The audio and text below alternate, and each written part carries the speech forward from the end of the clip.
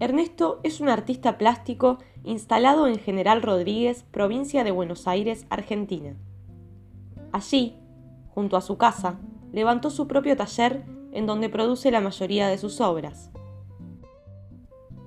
Comenzamos esta charla haciendo mención a su último trabajo llamado Contrapeso.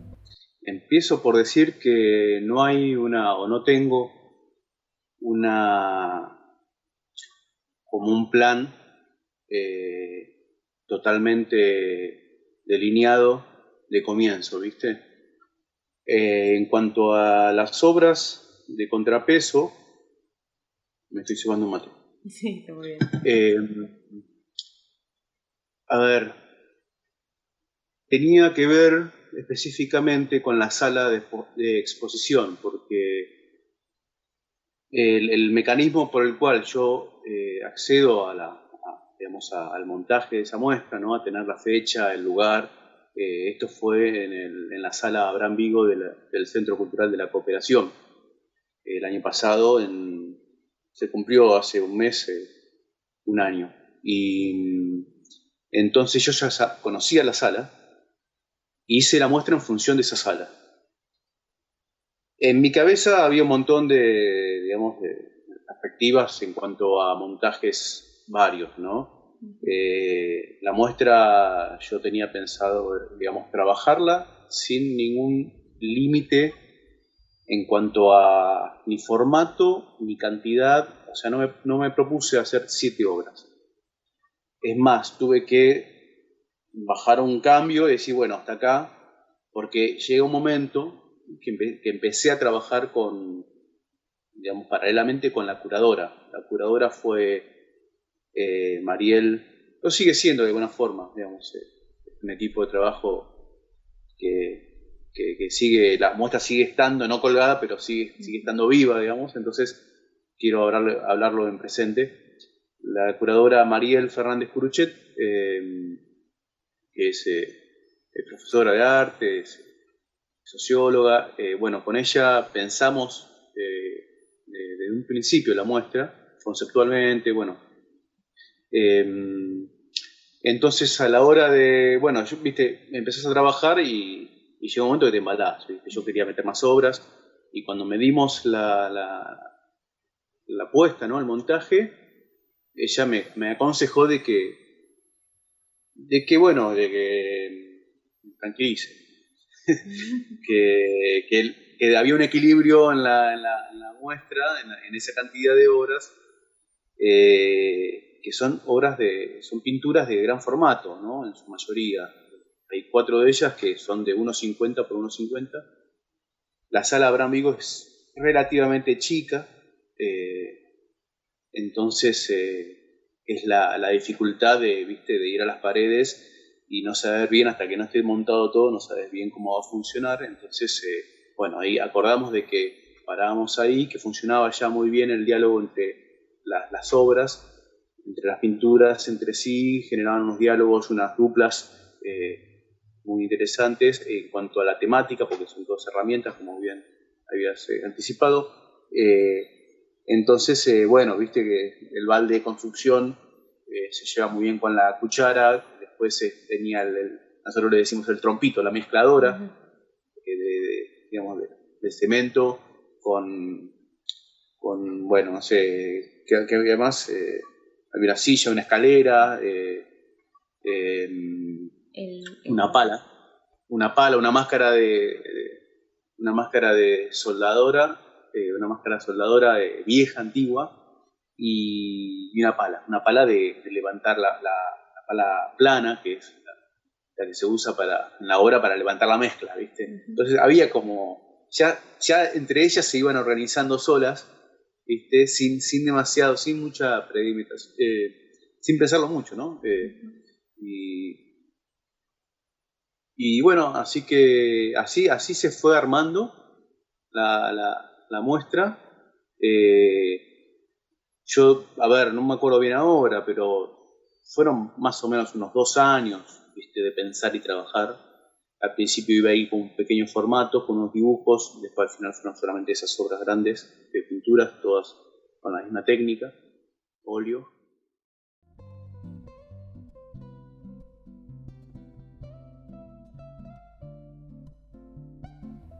En su relato, Ernesto menciona la participación de una curadora durante todo el proceso del armado de su muestra. Quise saber qué significa ser curadora, las tareas que desempeña y por qué es importante contar con su presencia.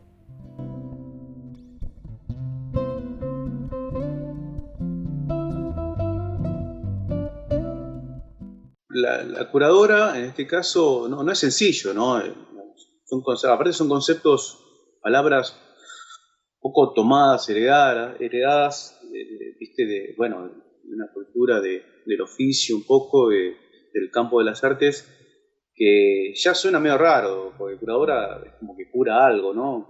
Algo que está enfermo, que está mal. Entonces, pero bueno, no vamos en el camino tampoco vamos a romper todo ¿no? La forma, qué sé yo, es la curadora o el curador es la persona que colabora en la concepción de la muestra, en el montaje, formas, en su presentación. También ayuda a darle un marco teórico, si digamos, si se diera esa posibilidad. Suele escribir un texto de presentación de la muestra, un texto que si bien eso también es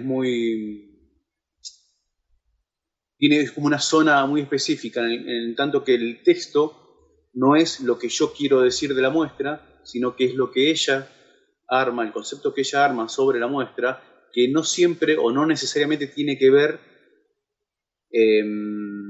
totalmente con lo que yo pienso o mis intenciones, sino que toma, digamos, a partir de un diálogo, se supone que la curadora, como te contaba, trabaja desde un principio con el hacedor, digamos, de la muestra, de las obras, para poder generar, esa intimidad y esa confianza en que va a hablar de algo que ya más o menos está consensuado, o no sé si la palabra consensuado, pero sí está como hablado y hay un territorio común. Y ella trabajó sobre un texto que incluso a mí al principio, viste, como, wow, digo, cuántas cosas disparan o abren, cuántas miradas, cuántas lecturas, y uno lo tiene que aceptar casi como una obra en sí misma, ¿viste? El texto. Entonces eso eso está bueno, ¿viste? Porque no es como un texto por encargo que yo hago, sino que tiene su propio origen, por así decirlo. Y después, me ayuda a esto, ¿no? A generar un recorrido de la muestra, de generar focos de atención, ¿viste? El orden de las pinturas, para decirlo de una forma muy concreta, también tiene que ver, ¿viste? Cómo recibe al público una muestra, ¿viste? La paleta, por los colores, por los tamaños, por la simbología. Todo eso está bueno porque si no, uno llega muy cansado. Digamos, debo reconocerlo que en los días de montaje e inauguración, uno llega medio quemado ya a esa instancia. Entonces, pasó un montón de tiempo de trabajo, que al mismo tiempo sucede muchas veces que hasta el último momento no sabemos bien qué va a suceder con esa muestra.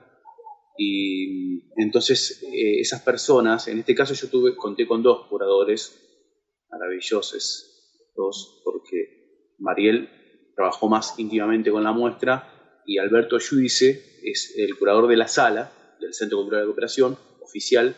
Él también aportó su mirada sobre el montaje.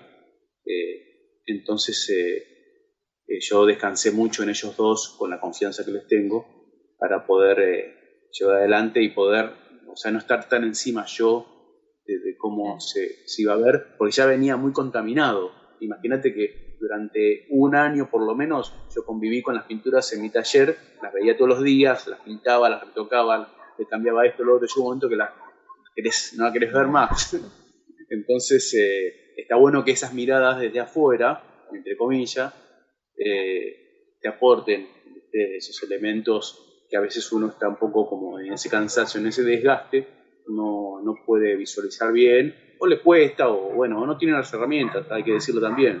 Ellos tienen un conocimiento, un estudio que yo no he profundizado en términos de historia del arte, en términos de esto de montajes, así que se arma un lindo equipo.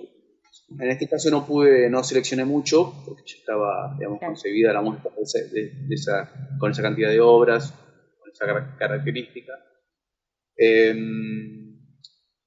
Hay bueno, viste que todo lo que es difusión y digamos, el evento en sí, eso también te da una pauta de, por ejemplo, el catálogo, la selección de fotos para el catálogo, eso te da una pauta, ya vas visualizando un poco cómo funciona la muestra o cómo puede llegar a funcionar. Vos ya te pones en un lugar de público, casi, ¿viste? Una vez que ya sale del taller, una vez que ya lo ves impreso en algún lado, lo ves, ya vas trabajando esa virtualidad y esa proyección de la muestra.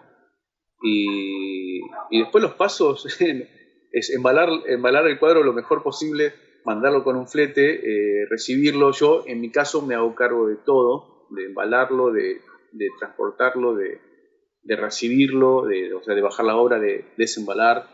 He llegado a tener que hacer retoques incluso, porque en los viajes a veces sufren un poco los cuadros. Es un tema, ¿no? El flete, ¿viste? Porque no hay, o sea, hay fletes específicos para obras de arte, pero la verdad es que no muchas veces podemos contar, a veces por lo caro que es y a veces por las urgencias. Uno resuelve a veces un traslado tales días, todo eso hay que pensarlo muy bien, ¿viste? Y más cuando vas al microcentro, ¿viste? O entras a la ciudad, y yo trabajo en provincia, vivo en provincia, en la provincia de Buenos Aires, entonces, ¿viste? Esa parte, bueno, hay mucho estrés también, y muchas veces tenés que retocar los cuadros, a un bollo se come, pobre, y bueno, bueno, y ahí es todo, nada, bueno, se tiran los cuadros, se llevan a la sala y ahí se arma todo, ¿viste? Y sí, uno en los días previos imagina un montón de posibilidades de montaje y ahí vas, bueno, qué sé, yo no manejo mucho la computadora, pero hay gente que hace diseños virtuales, ¿no? De montajes, y es prácticamente ver la muestra colgada, ¿viste? Cuando tenés acceso a los programas de diseño de hoy, por ejemplo. Yo en mi caso no lo hago, no lo sé hacer, y tampoco me preocupa mucho. Está bueno eso cuando vos ves la muestra montada, ya colgada, el impacto que te genera esa novedad, ¿no? De alguna forma. Generalmente es para mejor, ¿viste? Claro. Sí, supongo que a veces no, pero por suerte a mí siempre que monté superó mis expectativas. Está bien. Y por ahí profundizando un poco, yendo, mejor dicho, por el camino previo, ¿no? A todo esto, yéndonos para atrás a ese punto cero de inicio de la creación de determinada obra. Digo, en ese sentido, haces bocetos, esos bocetos después los llevas directamente a la pintura. Hay un paso intermedio entre eso que hiciste, que boceteaste y que lo llevas a esa pintura.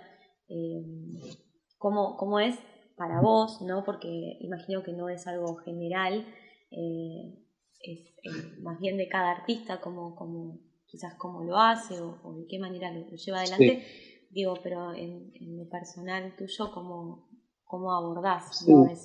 Mira, en este caso, como eran herramientas y objetos reales, y que son mis herramientas, las tenía en mi casa, yo trabajé, primero como que me fui enganchando visualmente con el objeto, ¿viste? Hay como, bueno, hay una a ver, es como encontrar una comunicación visual y y como encariñarte, digamos, de alguna forma, no sé si es la palabra eso te encariñas después, sí, también. O antes ya venís con un cariño porque son tus herramientas, pero es como que le encontrás como ese espíritu ¿viste? De que puede llegar a ser de modelo, ¿no? Entonces, por sus formas, por su contenido, por su representación, por lo que significa. Entonces ya veía un objeto, yo ya lo venía, ¿viste? Con tiempo, ya lo venía, digamos, fichando a las herramientas, diciendo, bueno, con esta pala voy a hacer algo, ¿viste? Después le saqué fotos. Eso, por ejemplo, hay una silla que es donde estoy sentado ahora, que está, digamos, fue retratada, es mi silla de trabajo, de pintor, digamos, ¿viste? Tiene su mancha de pintura, es viejita, tiene un diseño muy, como una silla antigua.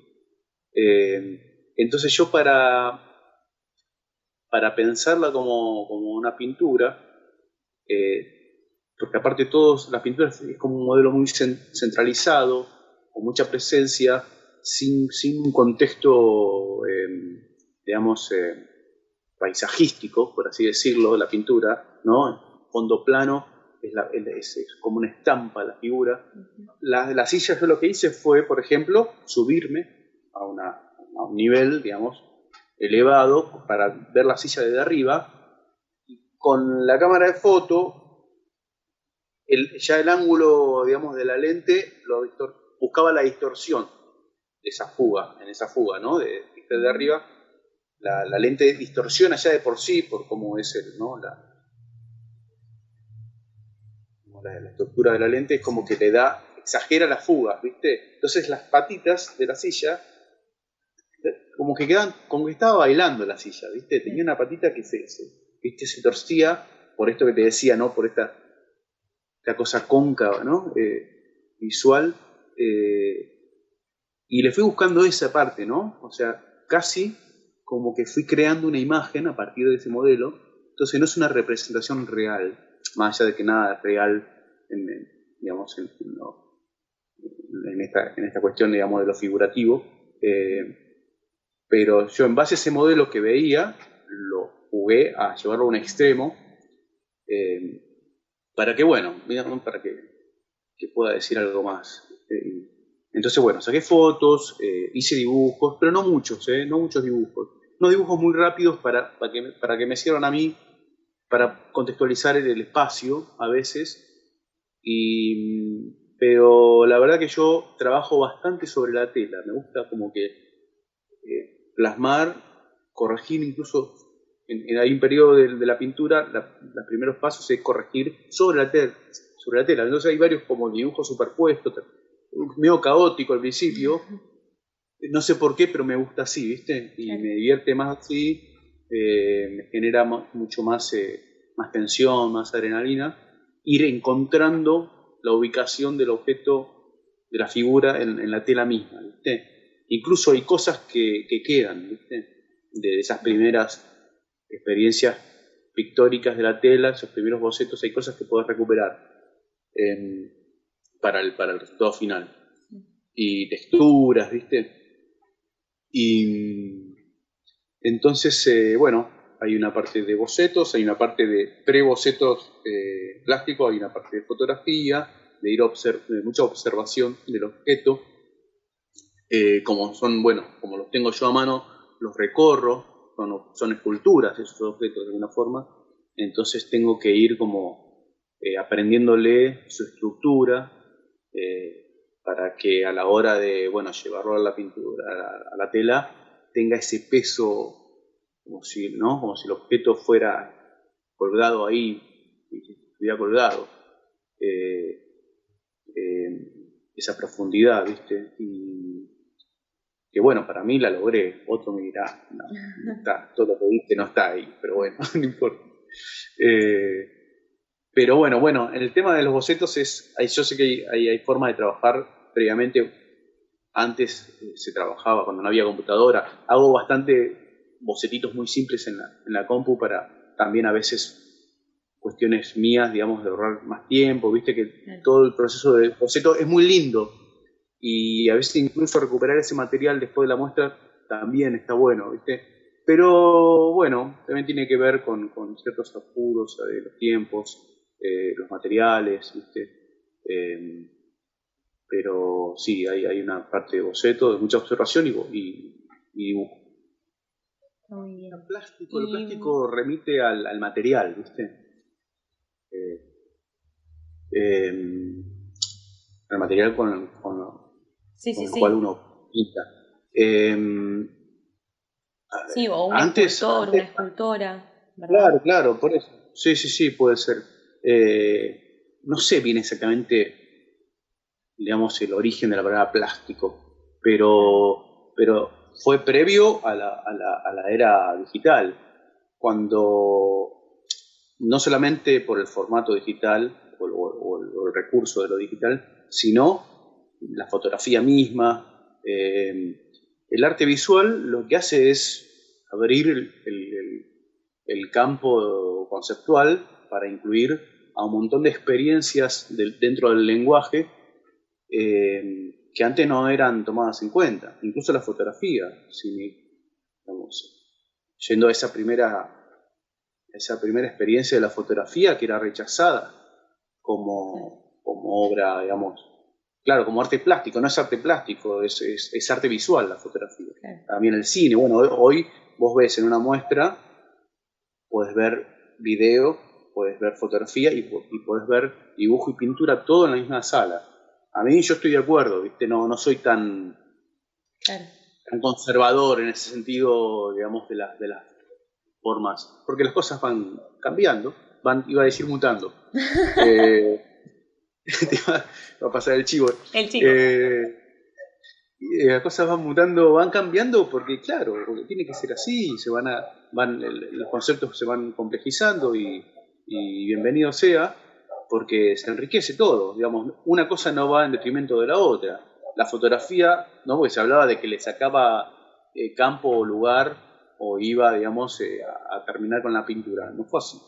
Es más, le exigió a la pintura dejar de hacer solamente retratos, ¿no? Y empezar digamos, la pintura se complejizó también de su concepción y más allá de los juicios personales, de tal o cual artista, tal movimiento, lo importante es ir incorporando recursos, herramientas, conceptos que estén, viste, tomados en cuenta. Y entonces eso, yo creo que las artes visuales hoy por hoy es mucho más atinado, ¿no? Hablar de artes visuales para poder no dejar afuera a ninguna de las experiencias dentro de este lenguaje visual, ¿no? Por eso se habla de lenguaje visual. Claro. Mira, por ejemplo, el Centro Cultural de la Cooperación tiene un departamento que se llama Ideas Visuales, ya todavía más, ¿viste? Porque la idea es una abstracción, la idea, digamos, todavía no se materializó nada. Entonces, también hay una discusión en torno a esos conceptos, ¿no? Si la idea es algo. Y bueno. Quería preguntarte cuáles fueron tus experiencias trabajando en equipo, ¿no? ¿Cuáles fueron los trabajos que llevaste adelante? Primeramente, preguntarte eso y después preguntarte si podés desarrollar un poco, digamos, lo que sería el CAI, que también fue una información que me proporcionaste y que lo agradezco, porque está bueno que lo puedas contar. También, ¿no? Cómo trabajan, cómo se conforma el CAI, para que también se sepa. Mirá, bueno, en mi caso, yo el otro día, ¿no? El año pasado, por ejemplo, recuperé una experiencia que yo la tenía en memoria, mi experiencia personal, pero no lo había tomado como lo que fue un hito casi fundacional de mi dedicación luego, ¿no? En este oficio, en este campo. Que fue en el 2002 un trabajo con artistas, digamos, que muy respetados, muy reconocidos, los voy a nombrar. En ese momento yo no los conocía, pero bueno, yo era muy pibe, tenía 22 años, y fuimos convocados por las madres de Plaza de Mayo. Bueno, y se conformó un grupo de trabajo en el cual, digamos, como el líder, por así decirlo, era, digamos, el convocador en ese momento fue Guillermo Quexel,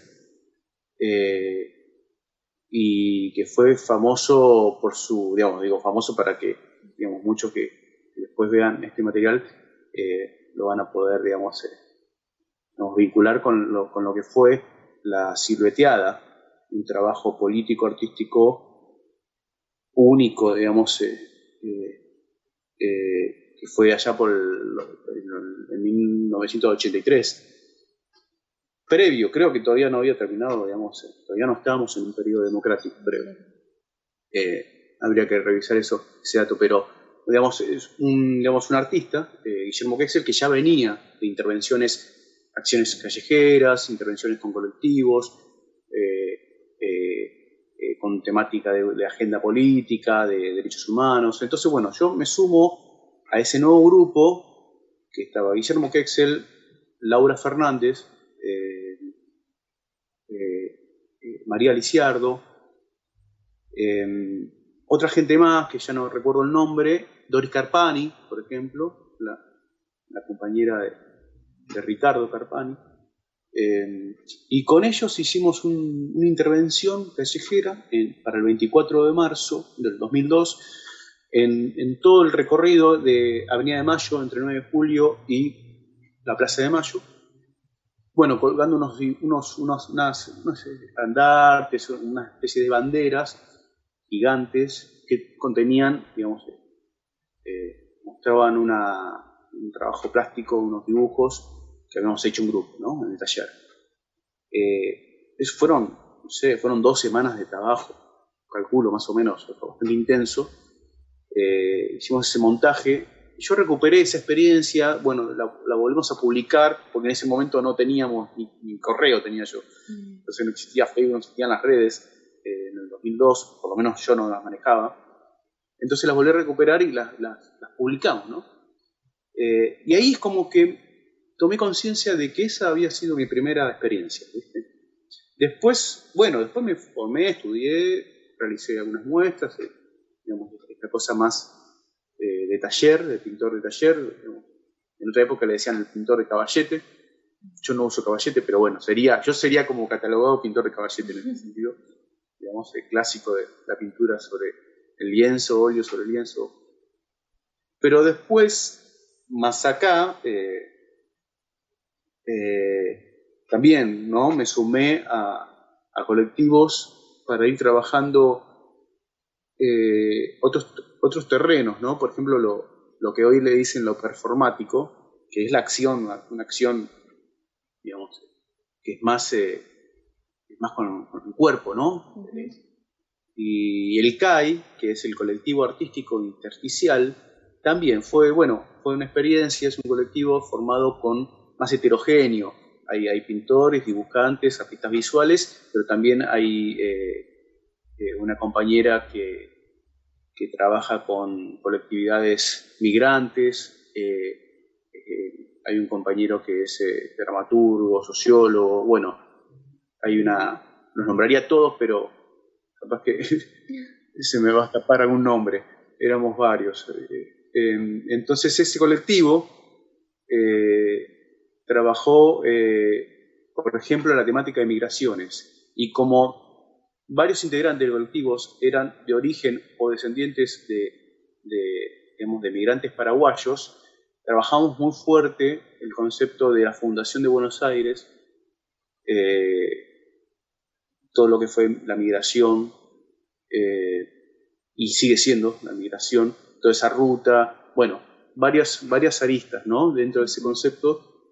Y eso, la verdad que después, yo cuando vuelvo a mi taller, por ejemplo, a trabajar en una muestra, en un trabajo particular, personal, en solitario, entre comillas, porque estás solo, pero en realidad todas esas experiencias te acompañan de una forma, te marcan de una forma que ya no pensás en soledad las cuestiones. Entonces, Entonces, esa ida y vuelta a lo colectivo, a lo individual particular, bueno, van conformando, ¿no? Van conformando como una cabeza que concibe la producción artística de esa manera, casi colectiva siempre, más allá que haya pinturas que las pinte yo en mi taller. Entonces esa práctica me parece que es sana, ¿viste? Porque primero, a ver, iba a decir alejar, digamos, como que resignifica el lugar del artista, ¿no? Del genio, eso. O sea, descarta el genio y resignifica el rol o el trabajo del artista como individuo inserto en una sociedad, en un colectivo, varias cuestiones ahí. Entonces, bueno, para mí es de una riqueza tener esas posibilidades, pues que cada tanto está bueno eso, ¿no? De alejarse un poco de la propia mirada centrada en aspectos, digamos, muy íntimos de la pintura y ir hacia ese territorio más heterogéneo, más conflictivo de la producción artística, porque los colectivos, en este caso, pensamos las cuestiones colectivamente, más allá del aporte individual que es inevitable, se llega a conceptos y a ideas y a producciones colectivas que son muy interesantes, porque esto genera, digamos, desarrollar la capacidad de escucha, ¿viste? De observación, de tomar la posta de otro, de otro. Así que muy rica, ¿no? Entonces, bueno, así como está el CAI, que sigue existiendo, ¿no? Estamos todos los integrantes, digamos, estamos vivos, pero bueno, está inactivo en este momento, hay un paso ahí, un paréntesis en el tiempo, no todo el tiempo se puede estar pensando y produciendo, eso también es una realidad. También hay otro colectivo en el cual recientemente, digamos, formé parte, que era un colectivo gráfico, más bien gráfico, pero bueno, también era un colectivo de artistas visuales que se llama Imaginaria Independencia. Con ellos también trabajamos muchos aspectos de la intervención callejera, porque el núcleo fuerte ahí eran diseñadores y artistas gráficos. Entonces la pegatina en la calle, en los murales, la volanteada, el graffiti, todo eso eran como medios y elementos de expresión dentro de ese colectivo muy fuerte. Y ahí, por ejemplo, esa experiencia, la verdad que también me generó, me dio un montón de herramientas para seguir pensando conceptos artísticos. Me parece muy interesante esa retroalimentación constante que hay cuando uno trabaja en equipo. Y está abierto a trabajar en equipo, fundamentalmente, ¿no? No se cierra en sus propias ideas. Sí, y no es lo colectivo versus lo individual, ¿viste? Claro. O sea, no hay esa discusión para mí, sino que es lo individual en experiencia colectiva, lo colectivo cuando aporta en lo individual, es más dialéctico la cuestión, ¿viste? Y eso es lo interesante. Sí. Para continuar un poco con estos disparadores, quería preguntarte respecto, siempre siguiendo esta misma línea, ¿no? de las artes, ahora vamos a decirle de las artes visuales.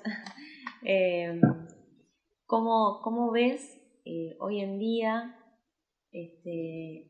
el valor que se le da a este lenguaje, ¿no? ¿Cuál es tu mirada respecto quizás a la difusión, a la importancia que se le da, si las personas van a ver esas obras, a esas muestras, si cuesta mucho? Creo que inevitablemente hay campos que se van, digamos, es más democrático hoy la producción, por ejemplo, por muchos aspectos, por un avance, digamos, de cuestiones ideológicas, por una apertura cultural, digamos, como decíamos, ¿no? Ya no hablamos de artes plásticas, sino hablamos de artes visuales. Las artes plásticas están dentro de las artes visuales. Los medios de producción, hoy un diseñador puede, con la computadora, trabajar sin tener que pedir permiso a nadie, ni autorización a nadie. Bueno, ninguno, digamos, ni nadie.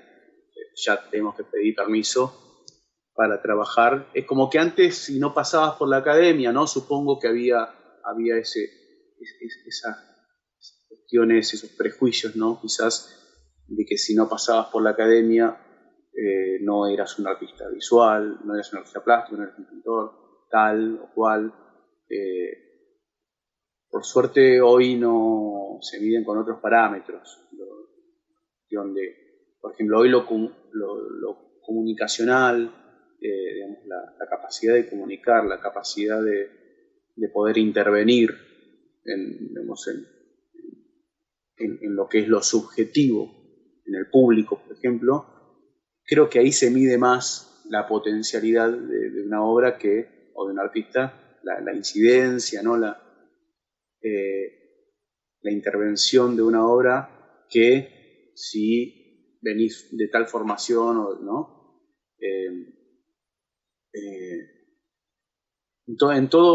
Siempre va a haber banalidades, siempre va a haber, digamos, abordes ligeros, superfluos,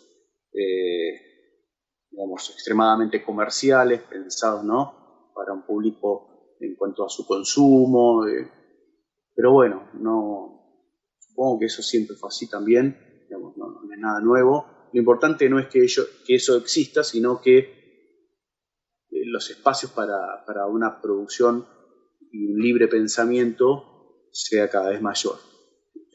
Entonces, después lo otro, bueno, va a ser una batalla permanente de tratar de que mis ideas se impongan a otras que yo creo que no aportan a la sociedad, ¿no? Se democratiza los medios, ¿viste? Y las herramientas y bueno, y hay más posibilidades de expresión. También hay instituciones que han ayudado también, que se haya, digamos, que se haya superado la instancia de la academia de Bellas Artes y se haya pensado una facultad o facultades, digamos, institutos de formación a nivel universitario, por ejemplo. Eso, bueno, genera una apertura, inevitablemente, más allá de todas las críticas que uno pueda llegar a hacerle a las instituciones, ¿no? A las escuelas de formación. Pero sí, por eso, como te decía antes, hoy no tengo duda de que la producción o el campo es más democrático que antes. Pero sin dudas, por ejemplo, hoy pintar no puede hacer, o sea, cualquiera puede pintar con cualquier cosa, pero esto antes era óleo, ¿viste? Las técnicas eran muy específicas para ser también, para ser aceptado, ¿no? Hoy pintar con óleo es una fortuna que no sé, poca gente podría solventar o financiarse una producción sistemática, digamos, y sostenida en el tiempo con esos materiales. Digamos, la pintura al óleo, las telas, ¿no? Con bastidores. Por eso hoy la idea del formato es secundario. Lo interesante es lo visual, digamos, el producto visual que se llegue a través de las herramientas y los medios que uno tiene a mano. Y por eso lo digital hoy es mucho más barato y más democrático. A priori no podría hablar de resultados, eso hay que ver después en experiencia de trabajo. Pero sí, desde ya. Carla, quería preguntarte respecto a los elementos en los cuales te respaldás a la hora de poder concebir una idea para después poder plasmarla, ¿no? En una pintura. Y con elementos me refiero incluso a otros lenguajes, ¿no? Digo, lecturas, música, películas, ¿no? ¿Cuáles son aquellos lenguajes, vamos a reformular la pregunta, que te acompañan Insumos, en ese ¿no? proceso de creación? ¿Cómo? Insumos, a veces también se le puede decir. Sí. Sí, son experiencias visuales. Bueno, yo recurro mucho a la lectura y a la fotografía y al cine, por ejemplo, no porque esté buscando algo en particular, sino porque sé que digamos, alimenta tanto la imaginación y la mirada que bueno, puede haber ahí un alimento siempre. Y en la literatura también, quizás más, porque claro, no hay imagen, o sea, las imágenes son tuyas ahí, de tu imaginación a medida que vas leyendo. Me acuerdo en el 2010, cuando estaba, o sea, antes del 2010, en esos años que estaba pensando y trabajando en una muestra más de carácter, digamos, histórico, sobre historia argentina. Se llama la muestra, 200 años de soledad.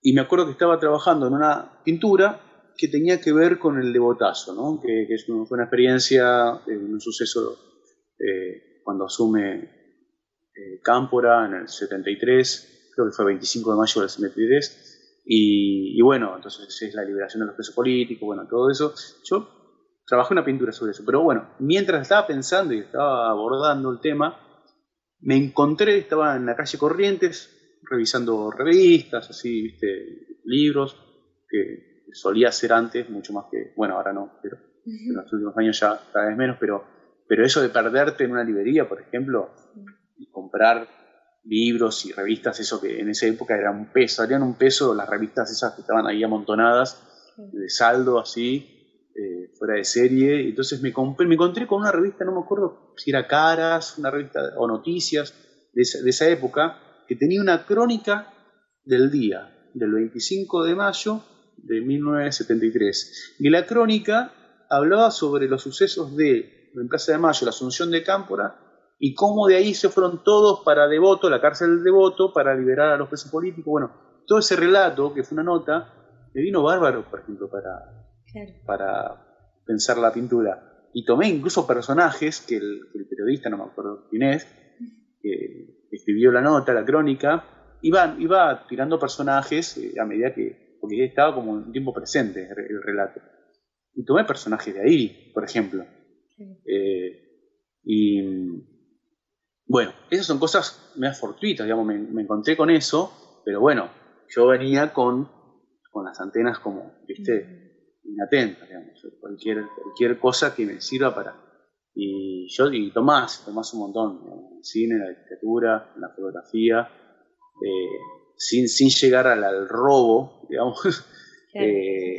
Hay muchas ideas disparadoras, hay muchas imágenes que te llevan bueno, que sirven son como insumos, digamos, para pensar en las artes, en la pintura, por ejemplo. Y algo que no sé si en este momento puntual lo estás desarrollando, pero sí pude ver que lo hacías, es trabajar para una editorial realizando las tapas de los libros, ¿puede ser? Sí, hace unos años que trabajo para la editorial Desde la Gente, del Instituto Movilizador de Fondos Cooperativos. Es una experiencia laboral, pero artística, de unas pocas experiencias que podés juntar lo artístico y lo laboral de una forma satisfactoria, placentera y con rigor también, ¿no? Y compromiso en términos de los resultados, que es muy grato ese trabajo. Y sí, bueno, por ejemplo, ahí yo trabajo con una obra que que es la que se va a editar, el libro que se va a editar, digamos, accedo al material previamente, lo leo, y en muchos casos, bueno, el diálogo también con el autor, ¿no? Con el director de la editorial, si se da el caso de charlar con el artista, digamos, el autor del libro, autor o autora del libro, también ahí, digamos, no digo que siempre sea así, pero muchas veces puede haber un diálogo muy enriquecedor ahí.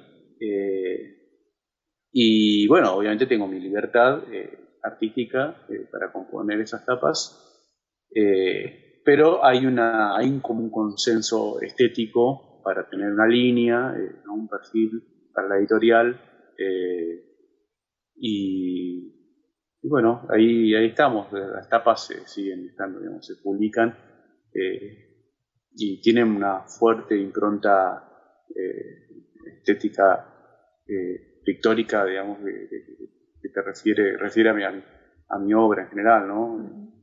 Digamos, como no soy diseñador y no manejo lo digital prácticamente, ¿viste? Entonces yo esa producción la resuelvo en la tela, ¿no? Claro. Entonces esa impronta estética, bueno, se nota, ¿no? Sí, y hace un rato mencionabas, por ejemplo, en tu caso, que tu última muestra, tu última obra, mejor dicho, también fue de pintura al óleo, digo, que son elementos muy caros, mencionabas hace un rato. Quería preguntarte en ese sentido, ¿cómo haces, ¿no? Para generar los recursos económicos, a qué recurrís para poder generarlos, si podés utilizar, por ejemplo, subsidios de organismos referentes a la cultura, además, digo, de trabajos por fuera que puedas tener en específico a la hora de generar los recursos para poder realizar una muestra, para poder comprar insumos para todo Claro. lo que conlleva, ¿no? Y es importante, yo, digamos, reconozco que,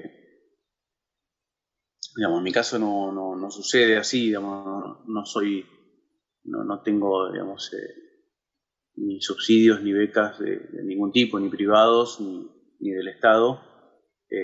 Sé que hay programas, me he presentado varias veces, no lo he ganado, pero bueno, sé que existen, y sería, digamos, muy importante que sigan incluso creciendo, digamos, la posibilidad en cantidad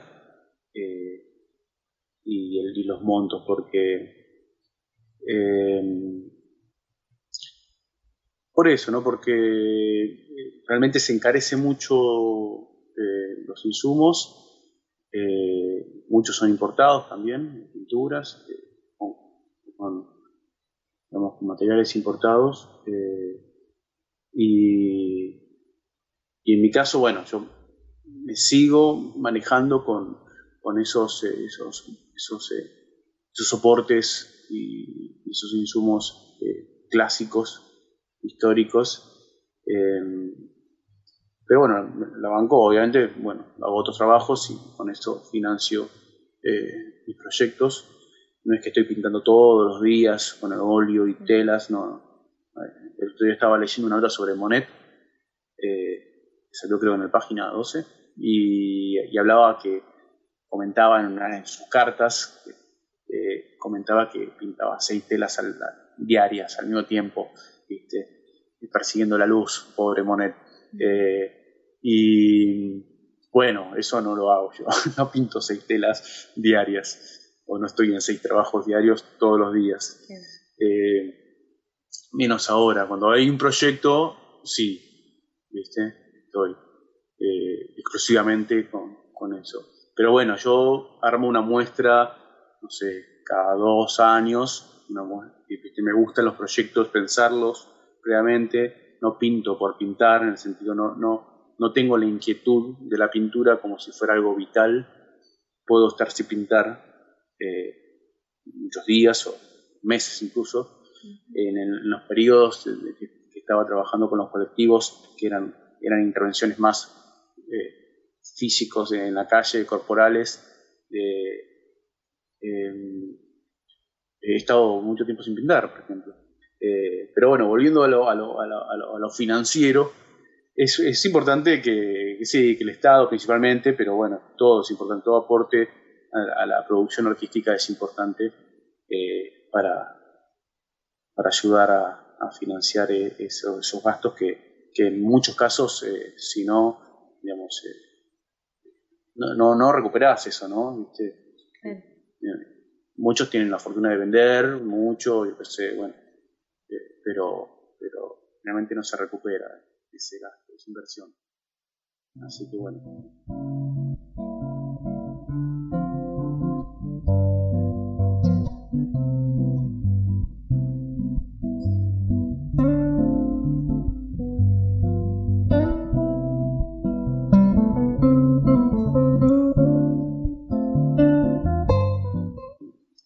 A ver, está claro que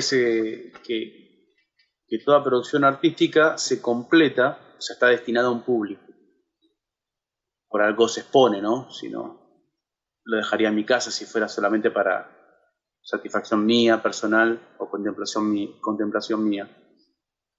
Ahora, esa comunicación, ese intercambio con el público se completa con la mirada de ese público. Eso involucra un montón de cuestiones. Primero, no siempre eso que vos decís, digamos, el mensaje, yo no voy a hablar de mensajes, en realidad no queda como, no sé si hay un mensaje. Lo que sí hay una propuesta para pensar un tema. Vamos a poner el caso de mi última muestra, el contrapeso, el mundo del trabajo, las herramientas. Hay una aproximación que yo hago hacia ese mundo, hacia ese universo, ¿no? Bueno, creo que nadie es ajeno, haya o no trabajado con esas herramientas, no puede estar ajeno. Entonces, eso me dio, digamos, me facilitó, iba a decir, digamos, me dio digamos, me facilitó la entrada para que la obra sea recibida casi, digamos, no me ha sucedido que alguien digo, no entendí, ¿no? Digo, porque hay otra discusión, ¿viste? Digamos, si el arte, digamos, se comprende, se entiende, se explica. No quiero entrar en ese terreno ahora. Lo que sí sé es que la devolución que me han hecho, por ejemplo, una vez inaugurada la muestra, no necesariamente coincida con lo que yo tenía como perspectiva en esos sentidos.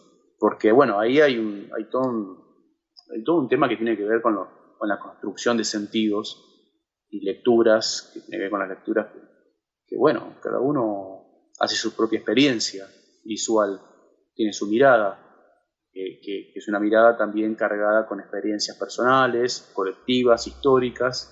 Entonces, lo interesante ahí es justamente que una vez que se muestra en este caso, la producción pictórica, empieza ahí a tener sentidos o a construir sentidos.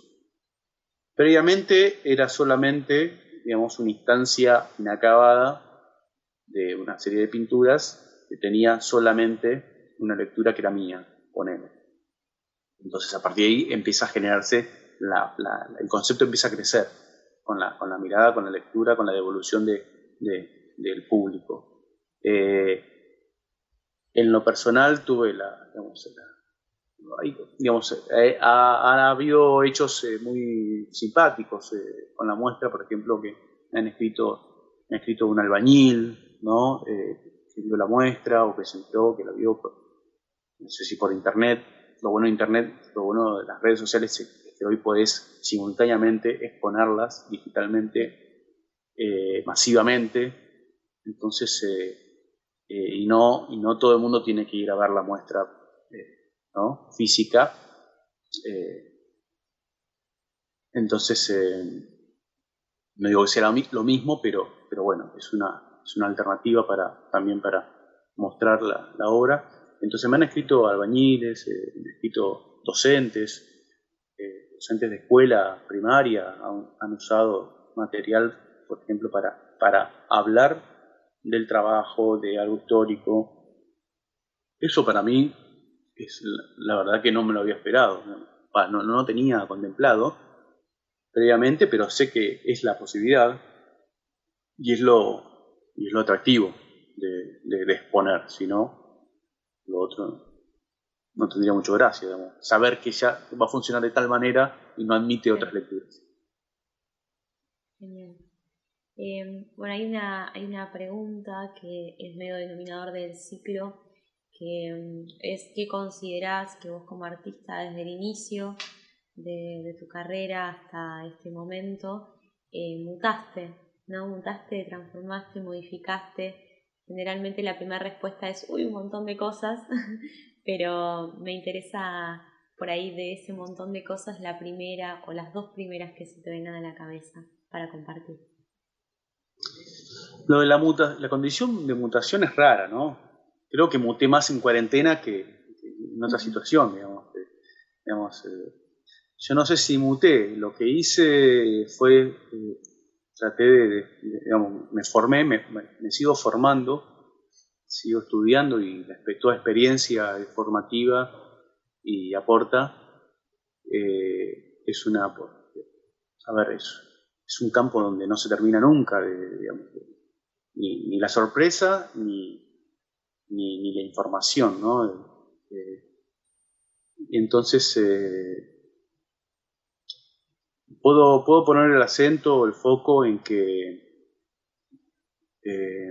la suerte, digo suerte, mi experiencia, siempre hay un poco de suerte, pero digamos, mi elección fue ir hacia experiencias no solamente de taller, ¿viste? Incluso, digamos, fui a la universidad, ¿viste? Pasé por varias experiencias, tanto en el IUNA como en la UBA. No terminé ninguna, pero son experiencias que me han formado, de los colectivos, ¿viste? O sea, nunca volvés igual después de cada experiencia así. Y son experiencias fuertes porque no sé si, digamos, tienen el tema artístico que no es comparable, digamos, a ver, linealmente con otra experiencia laboral, por ejemplo, porque tiene ese terreno metafórico, simbólico, que, claro, que una experiencia, por más fugaz o corta en el tiempo que parezca, te puede dar vuelta tu concepción ¿no? sobre un tema, tal cosa. Y ¿en qué muté? Bueno, por eso, no. La verdad que puedo decir que técnicamente soy mejor pintor hoy que antes. Trato de generar, digamos, bueno, toda esa experiencia te aportan como una capacidad de síntesis bueno, a mí me interesa mucho a la hora de comunicar. Y no sé, yo en todo caso me gustaría que otros hablen sobre lo que vieron, digamos, cómo ven esa mutación, si es que la hay, cómo ven esos cambios en mi trabajo o en mí, para no tener yo mi propio filtro, ¿viste? Que es más difícil, digamos, verse, ¿no? Tendría que repensar muchas cosas. Bueno, yo de mi parte, agradecerte enormemente la charla. Quiero agradecerte por haber aceptado la entrevista y bueno, tener esta conversación y todo lo que pudiste contar. Te agradezco las palabras. Sí, siempre esperamos aportar, como te decía. Y te agradezco que me hayas dado digamos, la posibilidad de tener mi primer Zoom en la vida. Es mi debut, de alguna forma. Así que, nada, ya le perdí el miedo al Zoom, ¿viste? No, viste que el Zoom te acerca. Sí. Entonces, nos asusta de sí mismo. Así que, nada, bueno, gracias, muy cálida la charla. No es fácil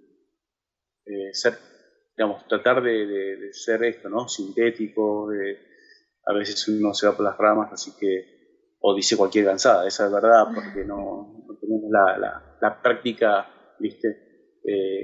Así sistemática de poder elaborar respuestas o bueno, eso, ¿no? Así que bueno, por suerte el diálogo genera eso de ida y vuelta que hace que uno no se sienta con la necesidad de decir la clave.